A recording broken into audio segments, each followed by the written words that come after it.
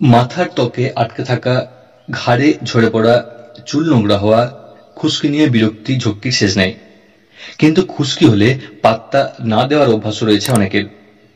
কিন্তু অনেক ক্ষেত্রেই খুশকি ভেবে অবহেলা করে ফেলেন কেউ কেউ।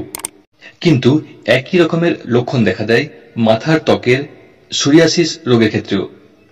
মাথার ত্বকে চাপ চাপ সাদা অংশের মতো চামড়া আটকে থাকা কখনো জ্বালা বা অস্বস্তিও হয়। রোগ প্রতিরোধ ক্ষমতার দীর্ঘস্থায়ী সমস্যা থাকলে মাথার ত্বকে সোরিয়াসিস হতে পারে। খুশকি এবং স্কাল্প সোরিয়াসিসের মিল অমিল। খুশকি এবং মাথার ত্বকের সোরিয়াসিসের উপসর্গ বেশ একই রকমের। সোরিয়াসিসের শুরুর সময়ে লক্ষণের মিল থাকে। মাথার ত্বকে ছত্রাকের সংক্রমণ হলে খুশকি হয়। মেলাসেজিয়া ইস্ট অথবা সেবেসিয়াস গ্রন্থি থেকে অতিরিক্ত তেল উৎপাদন হলে এই সমস্যা দেখা দেয়। এদিকে শরীরের রোগ প্রতিরোধ ব্যবস্থা ত্বকের কোষগুলিতে সংকেত পাঠিয়ে যখন অস্বাভাবিকভাবে দ্রুতগতিতে মামড়ি তৈরি করার নির্দেশ দেয়, তখনই স্কাল্প সোরিয়াসিস হয়। অনেকেই দুটি অবস্থাকে গুলিয়ে ফেলেন, তাই চিকিৎসায় দেরি হয়ে যায়।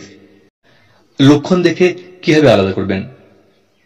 খুশকি যেমন মাথার ত্বক এবং তার আশেপাশের মধ্যেই সীমাবদ্ধ থাকে, সোরিয়াসিসে কপাল, ঘাড়, কানের পিছনেও ছড়িয়ে পড়তে পারে। খুশকি হালকা এবং তেলচিটে হয়, রং মূলত সাদা। সোরিয়াসিসে আঁশের মতো মামড়িগুলি মোটা, শুষ্ক এবং রূপোলি রঙের হয়। সোরিয়াসিসে মাথার ত্বকের কিছু এলাকা লাল হয়ে থাকে। মাথার চুলের সীমানা ছড়িয়ে অস্বস্তি ছড়িয়ে পড়ে। খুশকির ক্ষেত্রে এই সমস্যা কম। দুই ক্ষেত্রেই চুলকানি হয় অসম্ভব, তবে সোরিয়াসিসে এর তীব্রতা খানিক বেশি হতেও পারে। সোরিয়াসিসে মাথার ত্বক এতই শুষ্ক হয়ে যায় যে ত্বক ফেটে রক্তপাত হতে পারে, কিন্তু খুশকিতে এই সমস্যা হয় না।